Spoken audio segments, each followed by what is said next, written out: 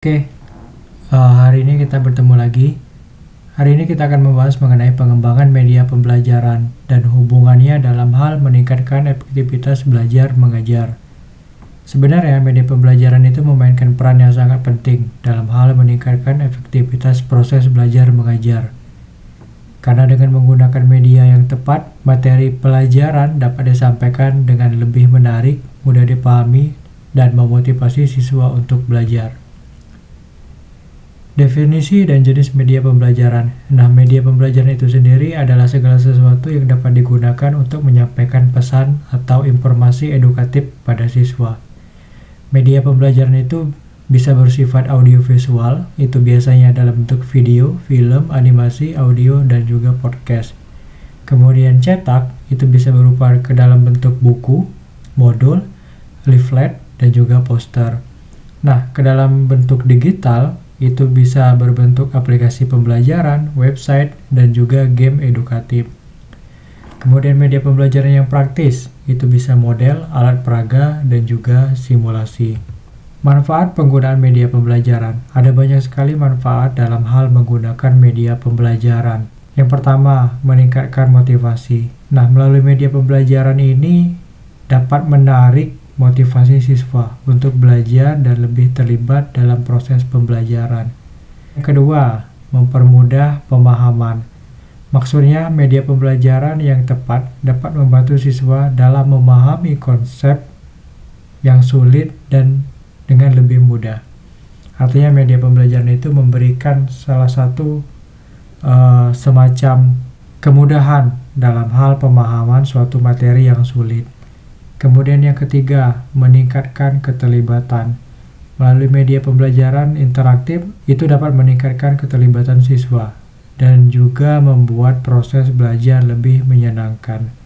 Dalam artian bahwasanya media pembelajaran itu memberikan sebuah pengalaman baru ataupun memberikan suasana pembelajaran yang lebih menyenangkan.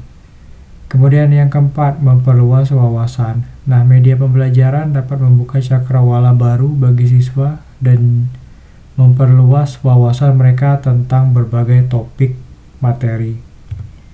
Itu dari segi manfaat. Kemudian, prinsip-prinsip dalam perancangan media pembelajaran. Artinya, dalam hal membuat media pembelajaran di sini tidak serta-merta semua media pembelajaran itu bisa diterapkan di dalam kelas. Kita harus punya prinsip. Yang pertama, yaitu relevansi. Media pembelajaran harus relevan dengan kurikulum dan juga kebutuhan belajar siswa. Kemudian yang kedua, kesesuaian. Nah, media pembelajaran harus sesuai dengan usia, tingkat perkembangan, dan juga kemampuan siswa. Kemudian yang ketiga, keaktifan.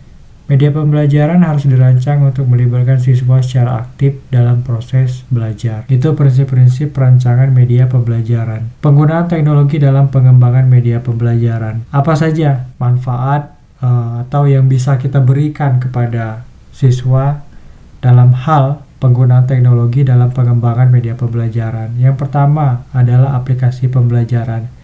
Nah, aplikasi pembelajaran itu bisa berbasis komputer. Kemudian melalui aplikasi inilah itu memberikan akses ke berbagai sumber belajar, latihan, dan juga penilaian. Kemudian yang kedua ada yang namanya video edukasi.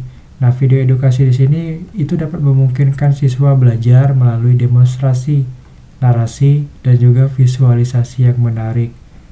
Kemudian yang ketiga, platform pembelajaran online.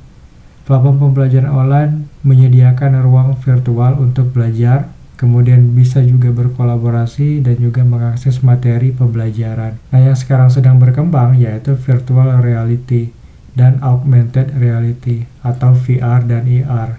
Nah, melalui VR dan AR ini bisa menawarkan pengalaman belajar yang imersif dan juga interaktif karena memungkinkan siswa untuk merasakan dan berinteraksi di dunia nyata. Dalam hal pengembangan media pembelajaran tentunya ada langkah-langkah yang harus kita cermati agar media pembelajaran kita dapat digunakan.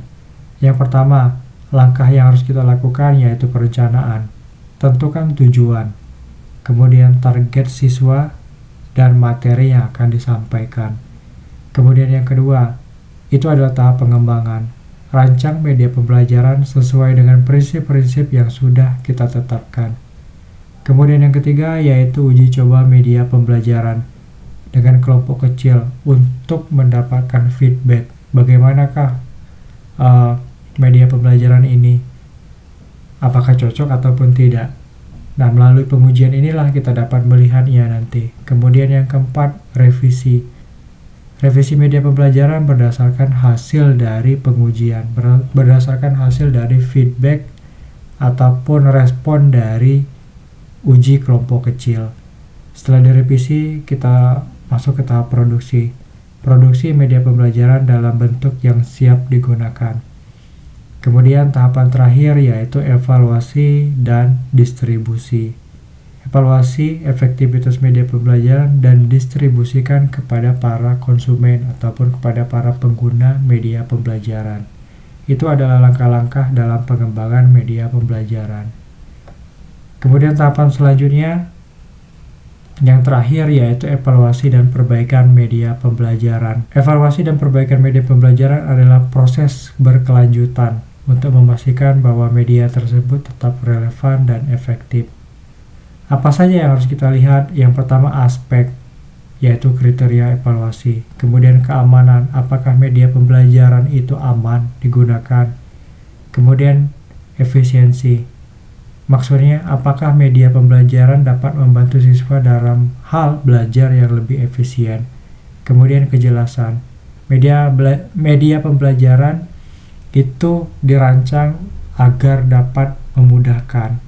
Nah, ini menjadi perhatian kita. Apakah media pembelajaran yang sudah kita kembangkan tadi itu mudah dipahami ataupun mudah diakses, atau katakanlah itu jelas bagi para siswa ataupun peserta didik kita.